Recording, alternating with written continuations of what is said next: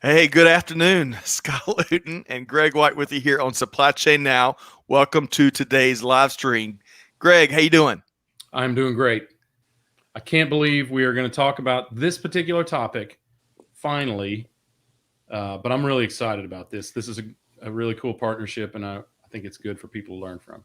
Completely agree. We're going to be talking about a national procurement program, the hows, but more importantly, the whys behind these types of programs. So we've got a couple of business leaders that have stood up a very successful program. We're going to dive into that. They're going to be sharing their helpful perspectives. So stay tuned for what promises to be a very informative conversation that will elevate your supply chain IQ. And to top it all off, we've got one of our favorite repeat guests. So more on that in just a second. Quick programming note before we get started. If you enjoy our live stream episodes, be sure to check out our podcast and subscribe wherever you get those from. Today, Greg, we published a really neat recent episode from the Buzz from Monday where we talked a little about everything from hurricanes, unfortunately, and some of the developments we've seen there, right, through some of the interesting executive communication that's come out from some of our freight carriers to sales and marketing and supply chain, right? Yeah. It's a great episode, and John Davis from Risk Pulse shared what they're doing to help companies get ready for what he called rapid intensification. This storm has done precisely what he said it would do. It's pretty impressive. It's like he's a weatherman and he knows what he's talking about. He's only the chief meteorologist for Risk Pulse, right. But he knew his stuff, as Greg is saying. Absolutely. Check that out wherever you get your podcast from. Now, today's episode, again, we're going to dive in. It's all about procurement and strategic relationships and national procurement programs. Let's welcome in our featured guests. Jim Fechner, manager of packaging with USG. Good afternoon, Jim. How you doing? Great. Thanks for having me. Great to have you with us here. I really enjoy the prep conversation and looking forward to sharing your expertise. And repeat guest extraordinaire, one of our popular guests from previous programming is Tyson Steffens, principal with the Pallet Alliance. Tyson, how you doing? I'm doing great today. Thanks. Ready to go. We are ready. Person that can make pallets interesting. I try. So, this is going to be a really unique episode, and we're going to dive into the business behind it in a second. But let's do two things. First off, let's say hello to some of the folks that are tuned in. We've got Pratik via Facebook, Benjamin Goldklang, a regular around here via LinkedIn, Keith Smith via YouTube. Hello, Keith, Benjamin, and Pratik. And Amanda, of course, who's behind the scenes along with Clay, helping to quarterback the episode, the live stream here today. All right, so the second thing we want to do, Greg, is we want to kind of get to know both Jim and Tyson a little bit better before they start sharing all their secrets and their expertise, right? Yeah, I mean, before they prove they've got a good partnership, let's find out who these two are. That's right.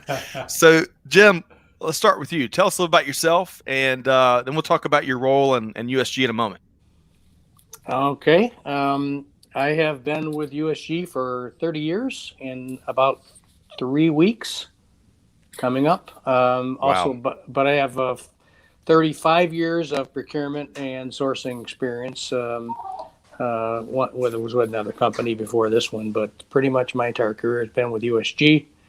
I have been focusing on the packaging and paper area, including pallets, for probably the last 20 some years now. Wow.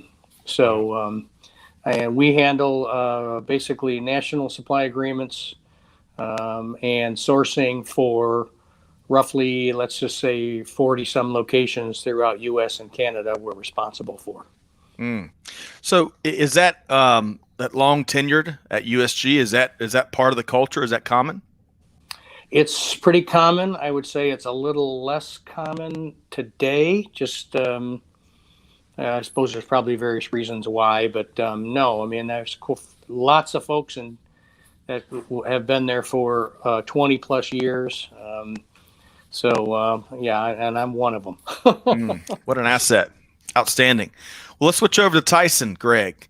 So Tyson, it was great. It feels like it was 3 years ago, but beyond having you on a previous podcast, we also had a chance to rub elbows with you and your very busy exhibit at Modex, where the Pallet Alliance was there, and we had some fun.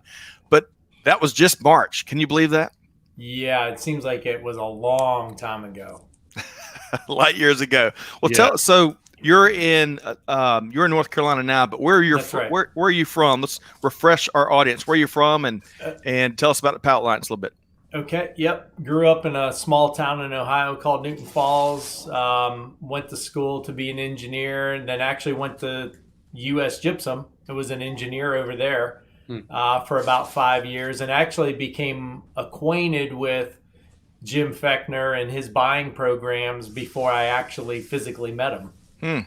So that was interesting. And then, was looking for a little bit of a change. Got into pallets about 19 years ago.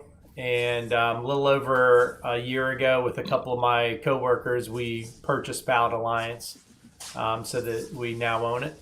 And we're doing a lot of the same good basic work that Pallet Alliance had always done, kind of carrying that torch forward. We're just, kind of putting a few new angles on it, and some throwing in a little fairy dust here and there. But really, it's Pallet 4.0, a heavy dose of technology with a big part of your approach there, right? Yes. All right. So let's say hello, Greg. What are you going to say? Go ahead. Yeah, I want to say hello to Keith Smith, because he is from a company called Kelly, Kele, which was one of our early customers at Blue Ridge, a company I founded a long time ago. And it's good to see him, and he's watching us from YouTube. So awesome. Clearly doesn't spend all of his time on LinkedIn like the rest of us. That's right.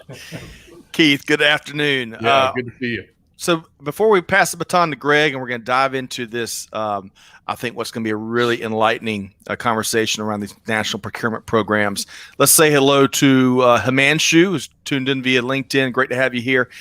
Sophia.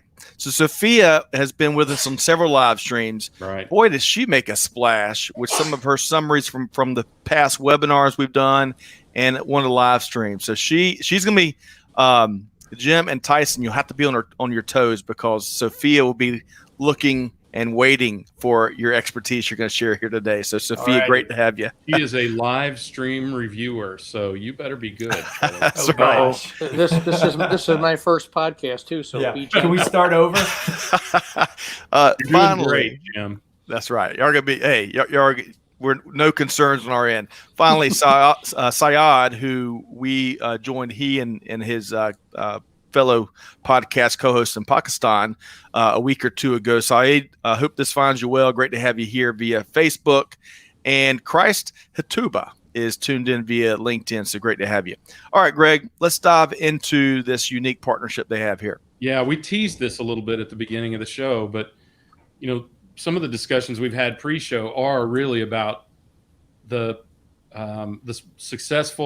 strong partnership that you all have built together, and a lot of the enthusiasm for the people that have come to this show, and we've heard a lot about it building up to today's show, is around how do you build a good procurement relationship? I mean, regardless of the product, which I have to admit, I'm fascinated by this whole topic of pallets. And we had this experience when you were on the podcast some while back, but I am fascinated by this partnership and what are the key elements that you've created here that make it such a successful partnership? You want to go, Jim? Oh, you want me to discuss how we created it? You mean what generated it? I mean, let's talk about why you needed it to begin with, right? Let's start with that, and then how it works and what it's meant for your organization. All right. Well, I mean, the why is it's relatively simple, but bottom line was that our plants were handling procurement of pallets themselves for many, many years. In fact, the first 10 years of my career with the USG, we did not manage pallets at all. So they were locally purchased. So we had just a local buyer who was responsible for making sure that particular plant got pallets when they needed them. And there was no standardization. There was no leverage. It was pretty much each guy get what they can. And if you're a procurement guy at a particular location, you're generally driven by cost. So every year, senior management at the plant would say, hey, we need our cost lowered. And so year after year after year, they would go after not only the pallet suppliers, but I'm sure others. But since pallets was one of those fairly large spends that they were managing, they were constantly pushing the pallet suppliers to get costs down. And in that industry, if you're familiar with the industry at all, the more you push them and the more that they feel like they have to lower their price, they're going to do that for you, but they're also going to start cutting specifications, cutting corners, and before you know it, you got pallet problems all over the place. You got pallets that are not performing properly, they're the wrong size, maybe they got wrong deck boards, but we were having tons of problems out in the marketplace, and our very large retail customers, the big box guys, most people know them. There's 2 national ones and some fairly large regional ones.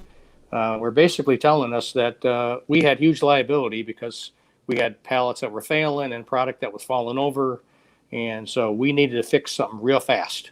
Hey Jim, if I can interrupt just for a second, do you believe bad pallets are huge issues? Do you believe most folks can appreciate that as much as some of the headaches that you were just sharing? Well, I think everybody's got their own situation. I mean, there are certain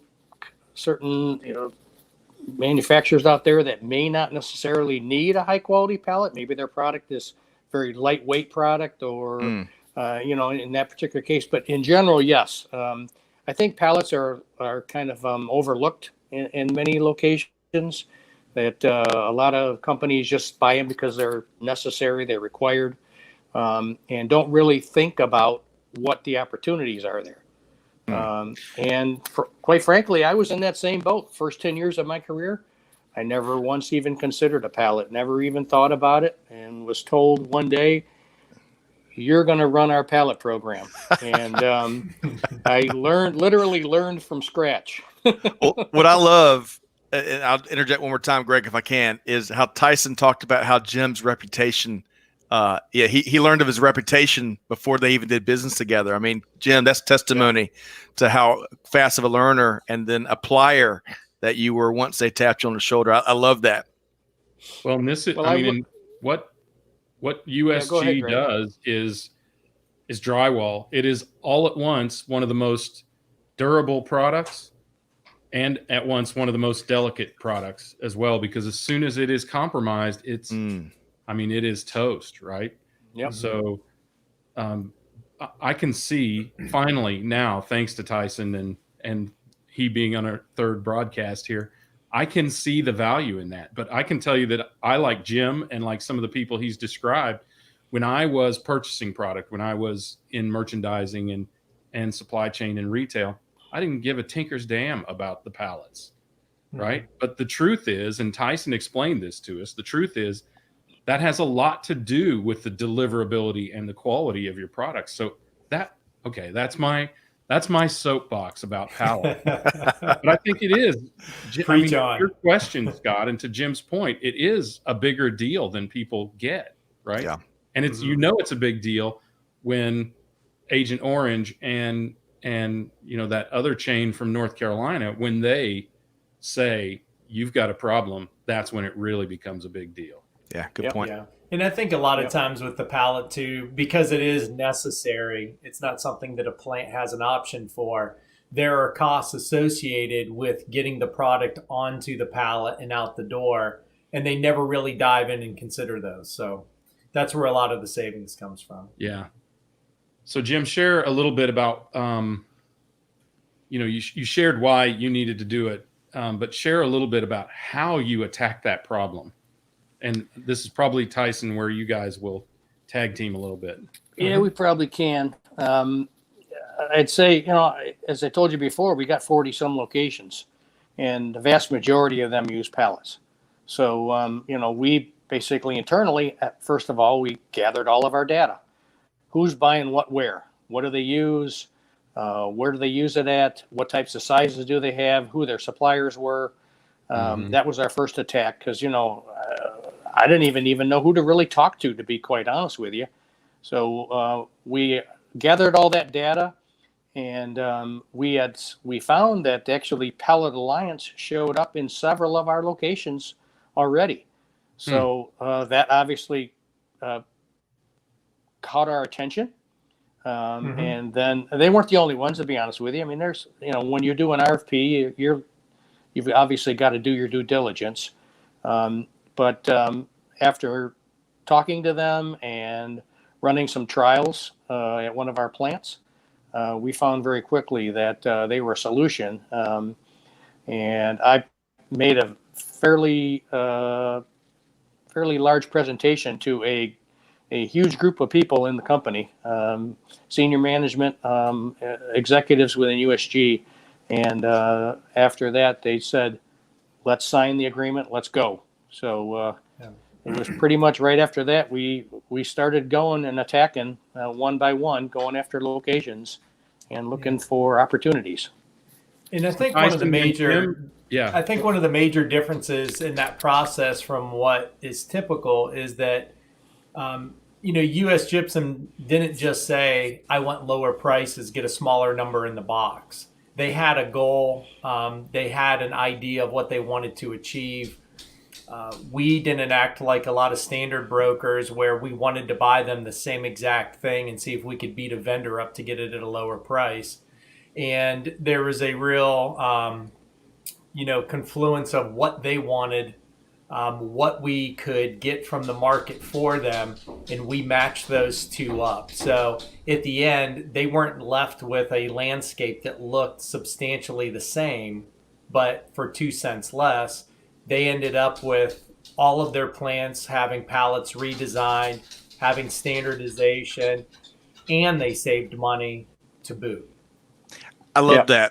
Greg, we heard some of the feedback we got from Tyson's last interview with us was, I never knew there was that much to think about when it comes to pallets. And Tyson's illustrating, how Jim and the enterprise was being better served by a more customized, hey, let's really find out what you really need and really understanding that the gaps and the opportunities to elevate the performance, right?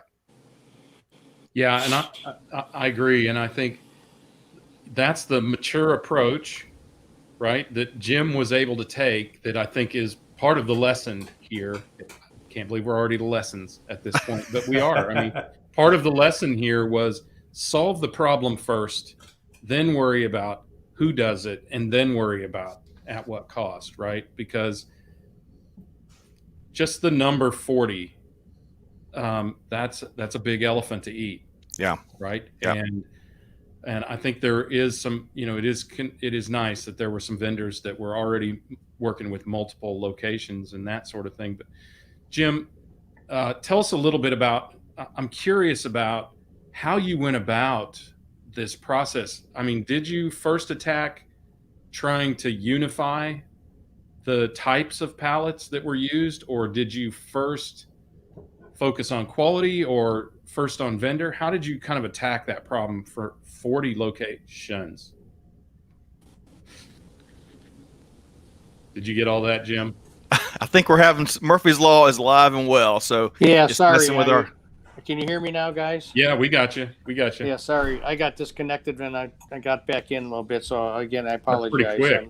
So you'll have to let me talk a little. Let me comment real quickly on what Tyson said a little before I got knocked off, and then ask your question again. So what he said is absolutely true. Our number one goal was not to save money. Now, that's not to say that that's not important. Obviously, as buyers, we are always tasked to source, competitive price and quality. But that was not our number one goal. Our number one goal was to make sure we standardized, improved our quality, had better service levels, all of these things. having formal specifications, which we didn't have prior to this. So all those things were our number one priority prior to a cost model. But as Tyson said, we achieved all of that and still saved money across the network. Well, that was essentially my question. So you are Sage. Oh, sorry. And I think that's a big point of, like you said, he achieved all of his goals and saved the money. Is, what we tend to tell people is that, a pallet costs what it costs. It's made out of wooden nails. Everybody builds it about the same way. There's only so much you can do with that. The savings is really in your plan and your setup.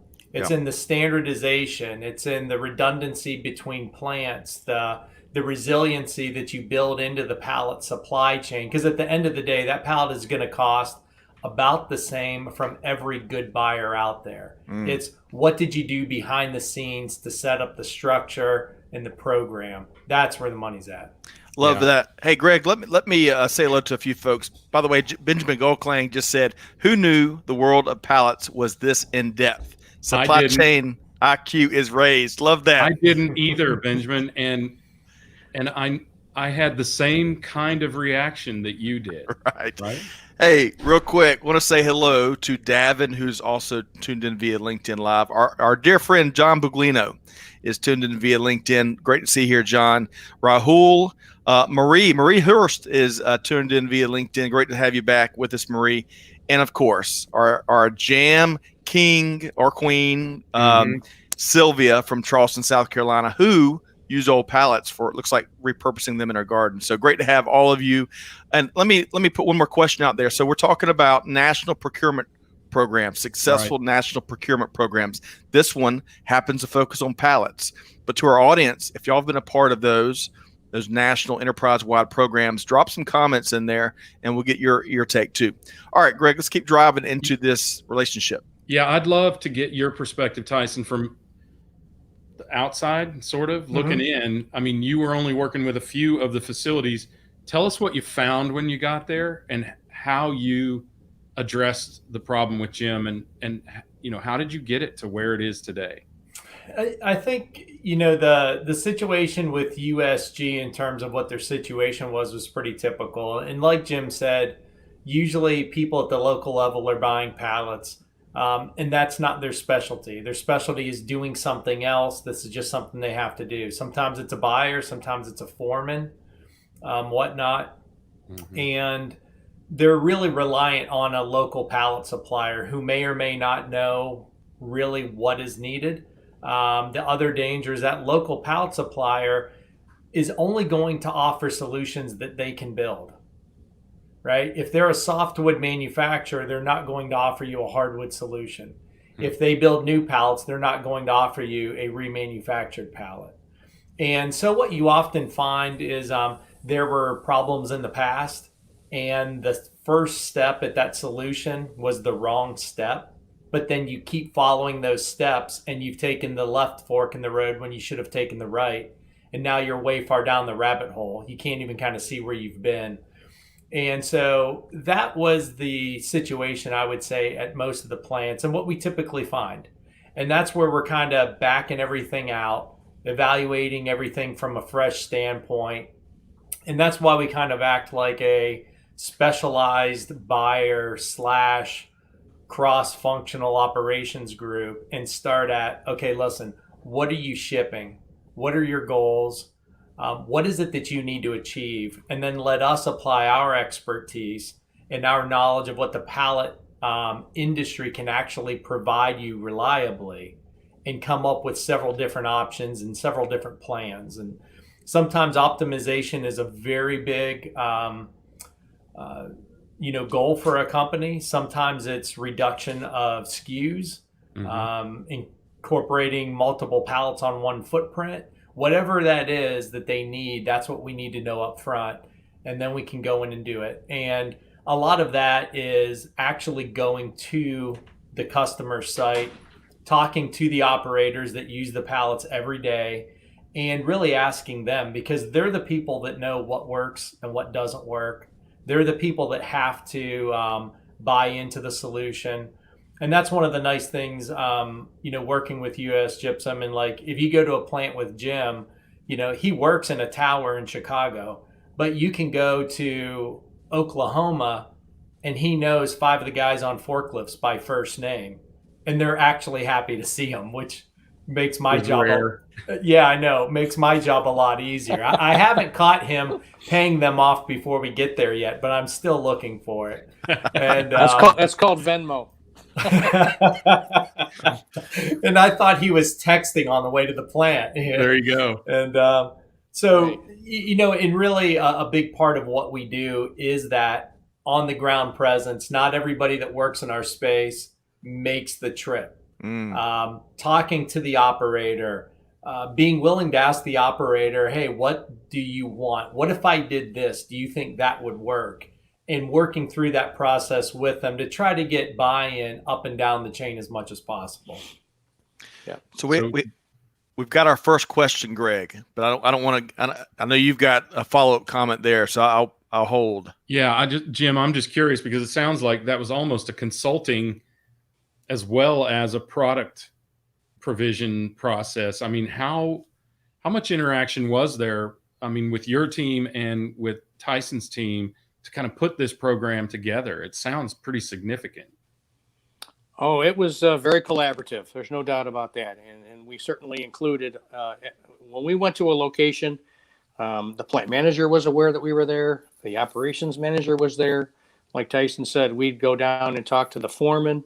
I mean, they were included in every step of the process, as well as part of the decision-making process to make sure that they're part of the solution as well. So I'm very careful about trying to come across as a dictator. Like a lot of corporate buyers, they'll sit in the ivory tower, like Tyson said, and they'll basically just cut a deal and then call the plant or call the operations guy and say, okay, here's what you're doing. Yep. No explanation why, no involvement, no understanding of what it is. They just generally just tell them what to do. And that is absolutely not our style whatsoever. So we definitely include them in all of these decisions. They have a voice. They may not always get what they want, and sometimes we may not always get what we want. But at the end of the day, we get what the company needs. Well put. Thank you. These guys are dropping major knowledge on us, Scott. Shall we hit them with Jeff's question? Yeah, this is going to be a good one, fellas, because it's coming from Jeff Miller, so get ready. Yes, Jeff is one of our resident sages of these live streams, along with Sophia and Benjamin and Stefan. Mao is not here with us here today, but all right. So there's a lot of interest, it seems, in this pallet life cycle. So Jeff says, "Hey, can you discuss pallet life cycle planning with the ability today to cost effectively monitor, track, and trace pallets? Do you manage them more like longer lived equipment, or do you still consider them as more as indirect material or consumables?" I would say that the answer to that is, with all good questions in life, it depends. So I think more and more we are trying to consider them as longer lived assets. It really depends on the supply chain and the ability to exercise reverse logistics on it. So there are some situations where there is no feasible way to capture or get that pallet back. So in that situation, what we do is we design the pallet to have as little wood fiber as possible in it. Now, the good thing about the pallet industry is once that pallet has been used, it's not going to get thrown in the dumpster. It's going to go to a pallet recycler who's going to reuse it, or they're going to break it down into components, re-nail the components, use it again, grind it into mulch, animal bedding. It will have another life. Now, in a situation where we can take care of reverse logistics, then we will try to recapture and reuse those pallets. And we have programs where we do one-way pallets, and we rely on the pallet recycling community to provide that second life. We've got customers where they have a much more closed loop situation where we can get those pallets back, and we actually operate a giant kind of sort and repair private pool situation to maximize the life of the pallets. And, recently we've gotten into digital pallet tracking with IntelliPallet, where we can use a variety of technologies to track a pallet, its environmental conditions at the time. And so that's starting to come to the forefront also. And you do have the pallets that are enabled for track and trace, right, Tyson? Yes, we do. We use several different technologies. We can track and trace with cellular, Bluetooth, LoRa, Sigfox. Those devices can be enabled with temperature, humidity, shock sensing, GPS if we need it. So there are a variety of different methods you can use to solve a variety of use cases. And each one really needs to be dialed into what data does the customer need from this pallet and this unit load. Got it.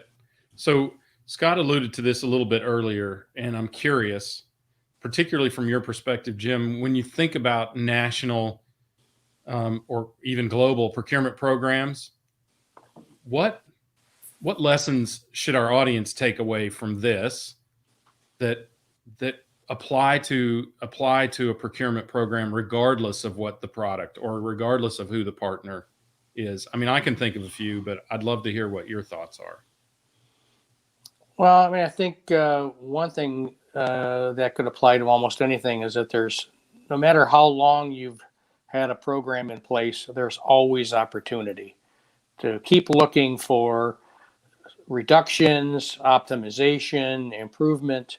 I can give you a couple of examples specifically to what we're doing today with Pallet Alliance on the pallet side that examine that, because we're coming up on 20 years next year doing business with these folks. So one would naturally think, oh, this thing is just kind of on autopilot.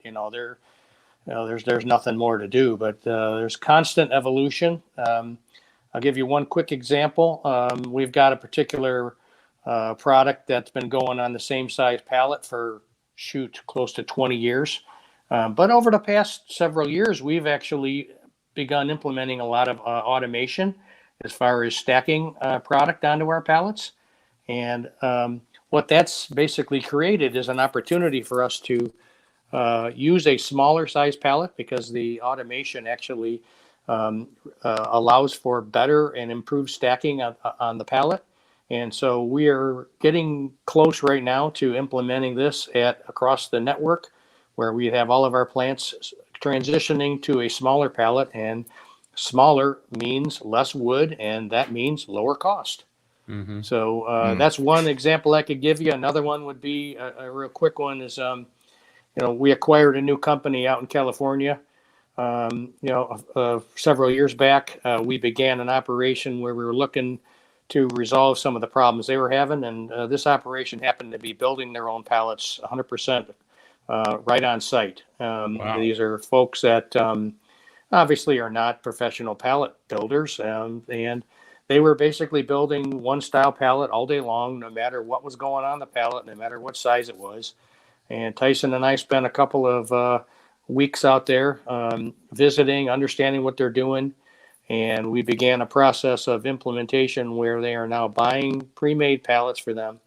And we're looking at savings that is heavy double digits for that plant in savings, just by removing that operation and having them delivered a professionally built pallet that works, for the application. Yeah. And I think from the supplier side, one thing I would add in there too is one of the great things about having a program where there's longevity is, from the Pallet Alliance side, we've always invested a lot of time and effort into USG. And the reason we can do that is because we know that it's a partnership. So for instance, like Jim said, we've spent a couple weeks out there. You can't spend a couple weeks. You can't spend that kind of time and money on a customer that might be here today and gone tomorrow and buys at a couple plants, but not at a couple others. And, part of that process to get the pallet that we wanted, the pallet manufacturers that we wanted to use couldn't get the nails that were needed to technically make the pallet possible. So we turned around and started sourcing the nails for it also. I can't ask people on our team to spend that kind of time to resource nails for a customer that, might hang around, might not, might be committed, might not be. But because we know that, as long as we're doing the right job and a good job for US Gypsum, that they're going to be a good partner, we go ahead and we can pay those things forward whenever the opportunity comes up. Yeah, it's hard to justify the kind of commitment that you all have made if somebody really only cares about the price. I mean, if there's one, there are two takeaways that I see here. One is it can't be just about the price. And I know we say that all the time when talking about procurement, but it has to be about the solution first. Yeah. Right. Well put. And the other, go ahead, Jim. Well, I was going to say was that I know we made that comment earlier that price was not our number one driver. Like I said before, it doesn't mean that it's not important. And in fact, over the 20 years that we've been doing business with Pallet Alliance, we have conducted RFPs more than once just to make sure that we are priced competitively. And guess what? In all those cases, they are more than competitive with what any other company out there could offer us. So we know that we are priced competitively because we are doing our due diligence and validating where we're at in the marketplace. So again, that tells you that you can buy from a program manager and still be competitive. And on top of that, improve your quality and service levels. And the evolution of your relationship has been so powerful to me. It seems like, Jim, that Tyson is still working hard to give you what you want and to continually explore with you how that evolution of your business is occurring.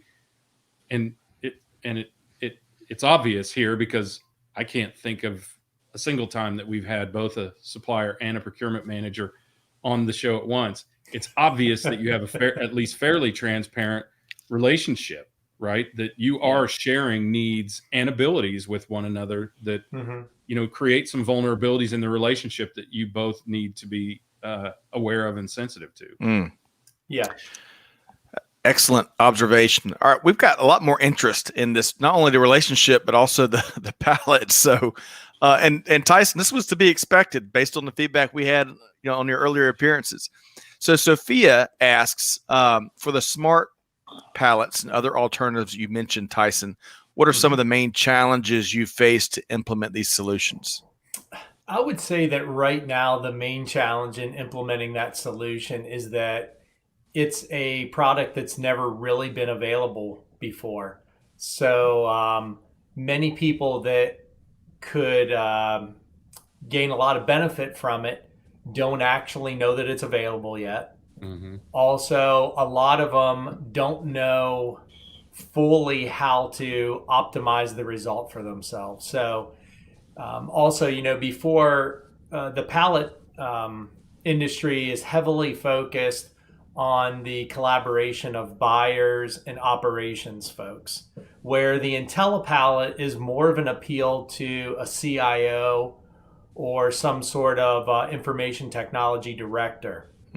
And those aren't typically bridges that we see a lot, where we see a lot of CIOs hanging out with the manufacturing folks, where the buyers and the manufacturers are more often seen in the same company. So it's one of those items where we really need the imagination of the CIO. And we need that person that can see the magic in it for themselves, because I think that data that you can pull off of the pallet, there's so much potential in it that I'll never tell the customer the absolute best thing they can do with that. We can give them examples and we can try to stimulate their imagination, but it's going to be the CIOs and the people within the company that say, you know what, guys, you can stop there. If you can get me these pieces of data, boy, do I have a plan for this? To where we just say, great, let's figure out how to get this done. So from a physical standpoint of deploying it, Not too big of a problem. The biggest hurdle is just igniting the imagination of people to determine what the potential is for them. Excellent. So, Jim, I'll give you a chance to piggyback on anything that Tyson just shared there, because we've got one other question that Juliana really wants us to pose. Jim, any additional comments on what Tyson just shared? No, I think he's accurate. I mean, I don't have a lot of experience in the tracing part of it. We don't. It doesn't necessarily apply to our business per se. We do have a return program in our Canadian operations, but we don't do that at all in the U.S. I don't have anything more to add to that. I think he's spot on. Fair enough. Quick question before we do ask Juliana's question, which we better ask apparently. So, if your CIO, Jim, went to the mythical plant in Oklahoma, would 4 of 5 forklift drivers know him or her?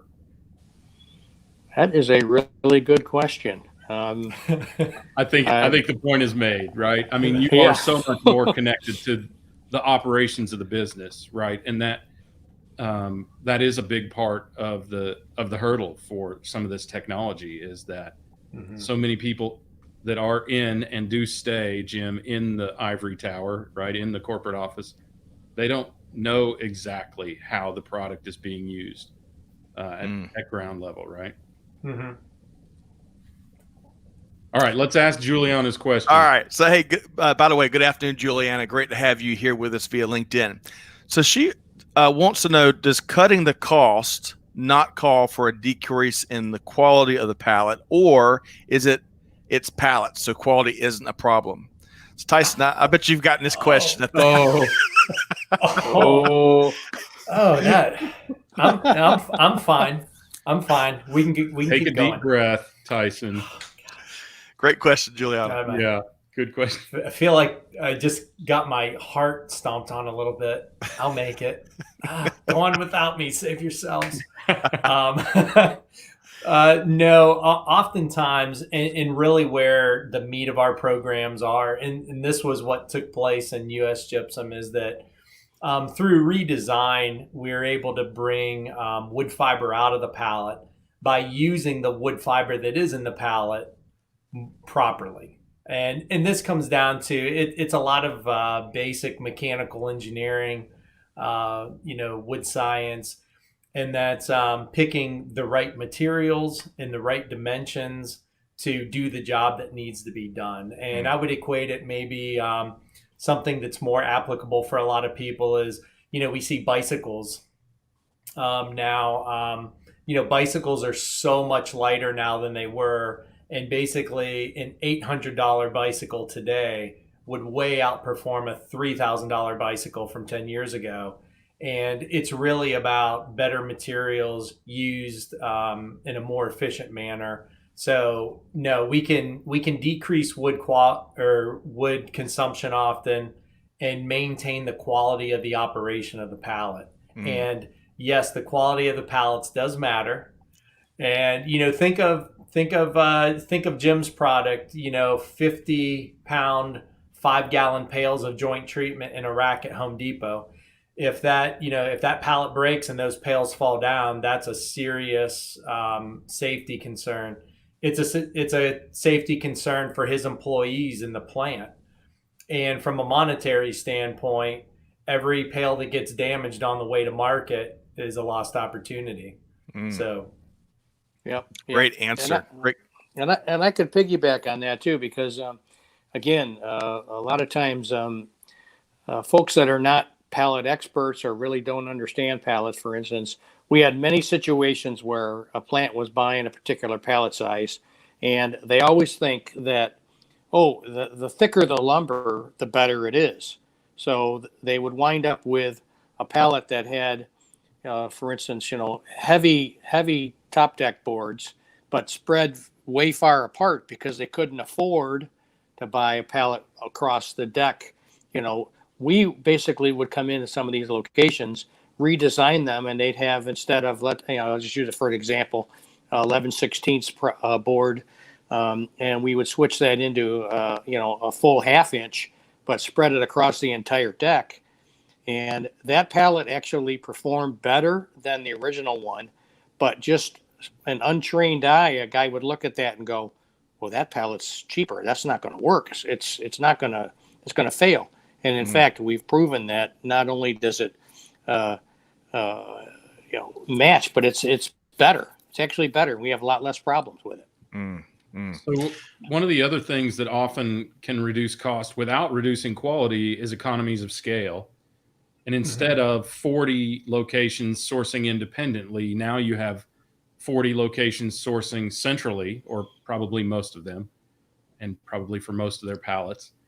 Did that come into play in substantial measure in terms of cost savings without impacting quality? Oh, I would say for sure. And not only that, we would really work hard at trying to use standard cuts in the marketplace. And Tyson could talk a little bit more about that. But the more you standardize your pallet dimensions to what's readily available in the market, that's less extra cutting and extra processing that a pallet mill needs to do. And when you do that, that reduces cost. So that comes right to the bottom line.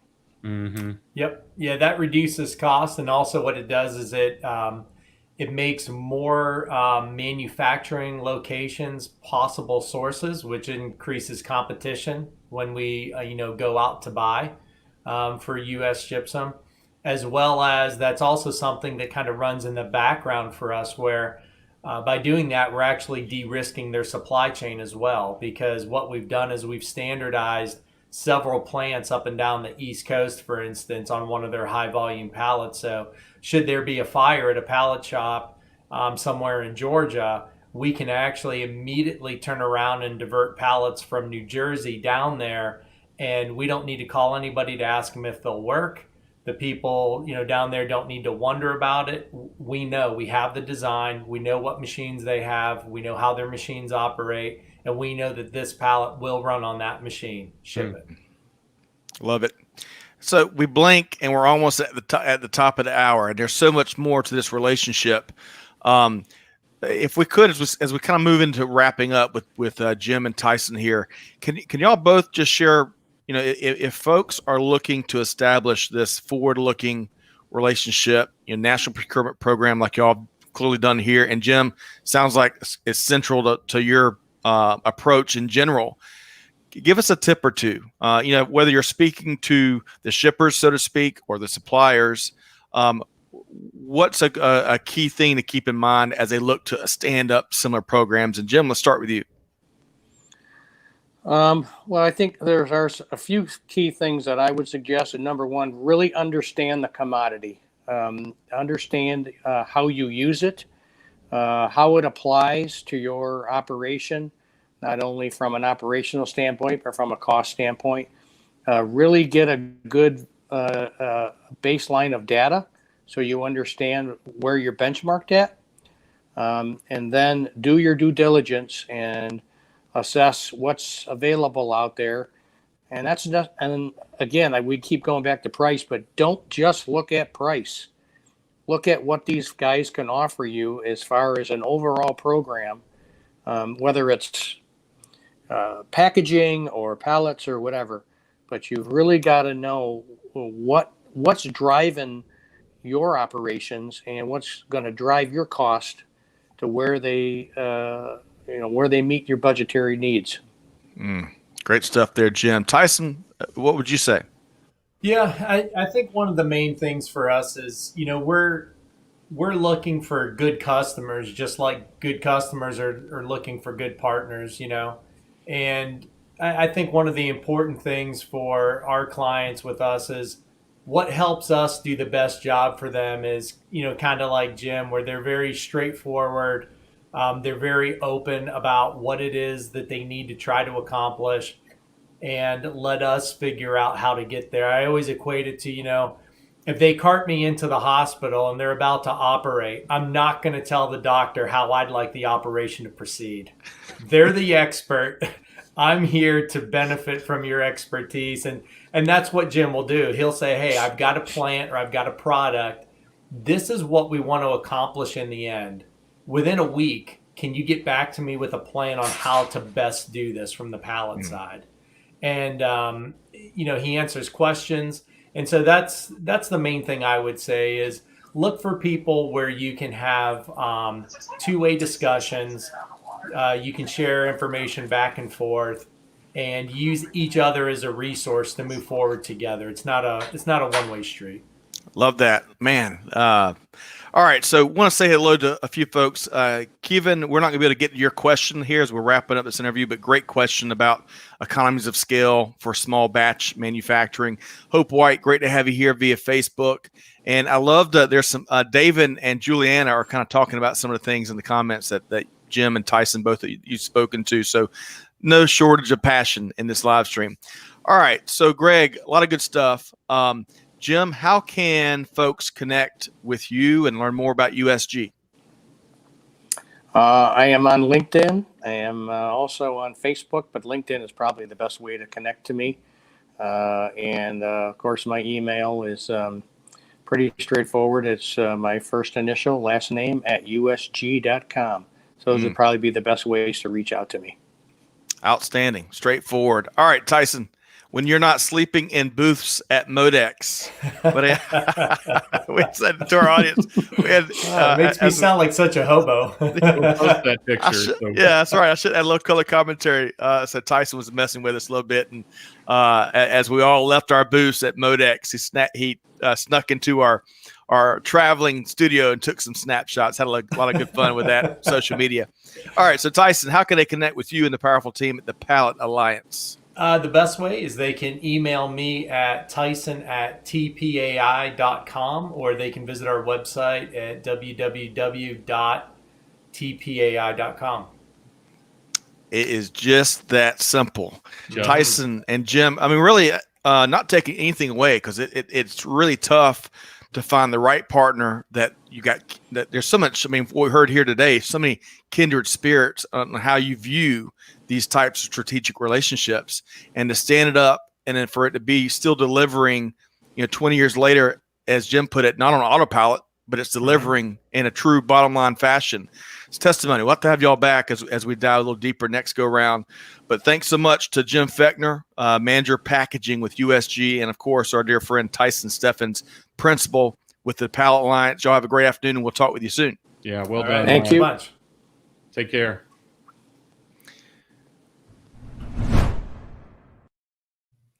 Man, well, Greg, we had a hunch that this interview here and this conversation was going to stir up, comments and questions and really passion from our audience, because it's just it. Even though we were talking in a broader sense about these enterprise-wide procurement programs, the focus of this one about pallets is just something so many folks just don't think about. Would you agree?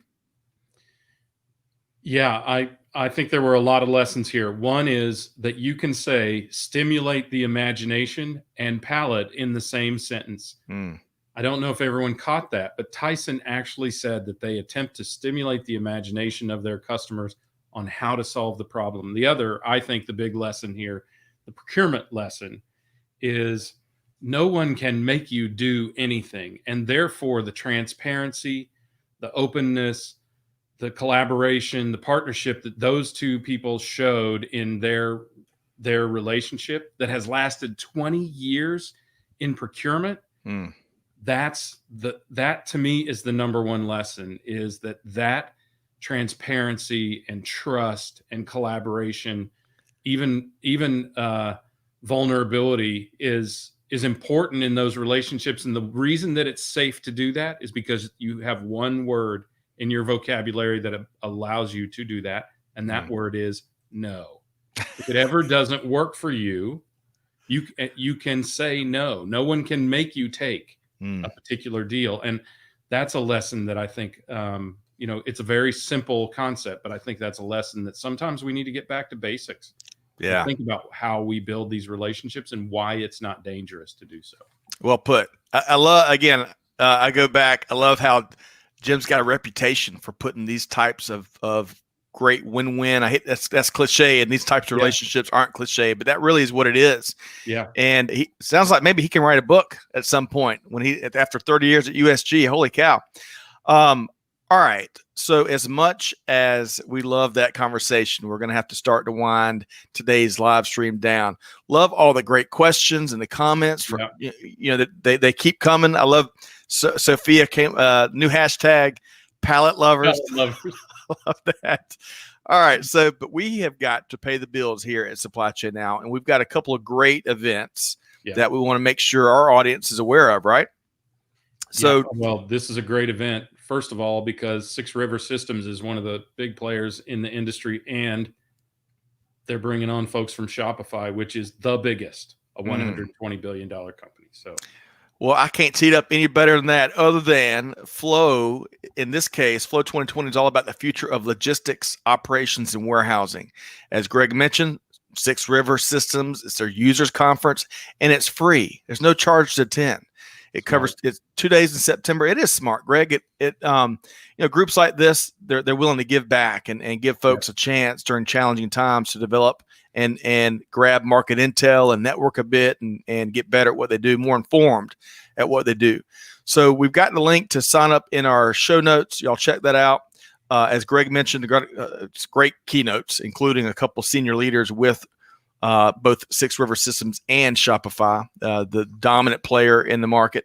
So y'all check that out, September 16th through the 17th.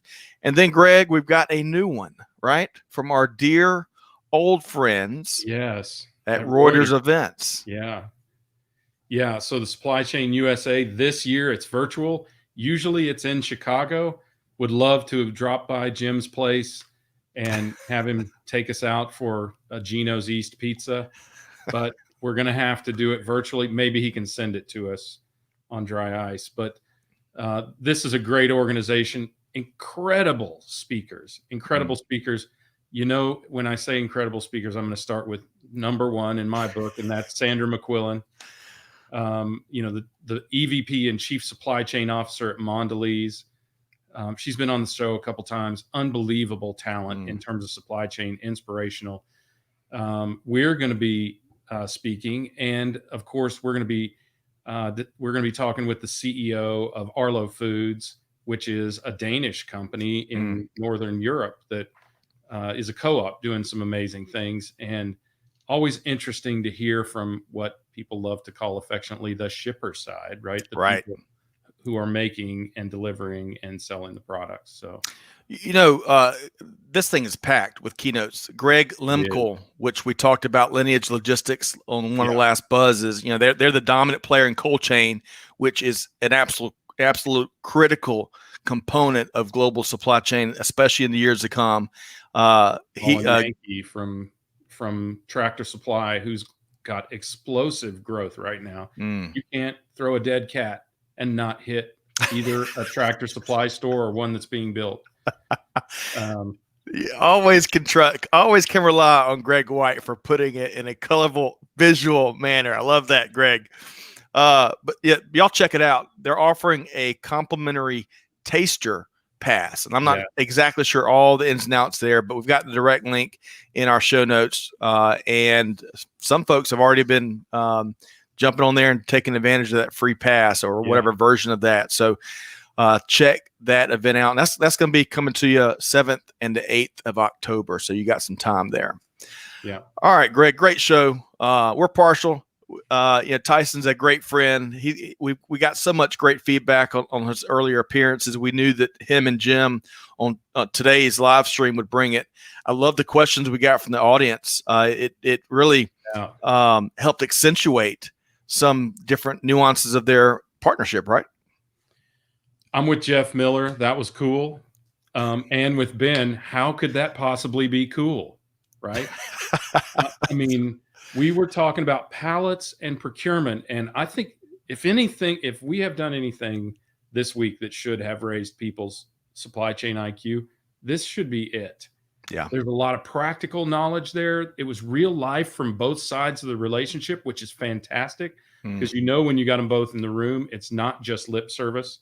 It actually had to occur because we didn't see Tyson go, really?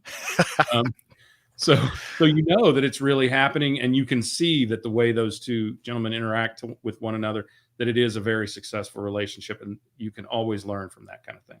Yeah, I'm with you. And Amanda says she had no idea that pallet technology was actually a thing. Always learning. Another hashtag, right? Love that. Yeah. That's right. Well, and when Tyson was messing around and he grabbed his heart, I loved it. We had a comment. Someone grabbed the defib. We got to grab. We need to have a defib on these live streams, Greg. Well, maybe for you when I say something, yes. That's right. Hey, I'm just glad to be alive and kicking after Monday's buzz, where we had a lot of interesting back and forth. No kidding. But all that said, hopefully our audience enjoyed this show as much as we did. Really, to see Jim and Tyson talk about the relationship that's endured 20 years, there's so much takeaway. And while pallets, of course, are important, there's so much takeaway, universal takeaway across other relationships. So, Greg, it is a challenging time, but we're going to sign off like we always do. And we're constantly challenging ourselves. Hey, do good, give forward, and be the change that's needed. And with all that said, we'll see you next time here on Supply Chain Now. Thanks, everybody.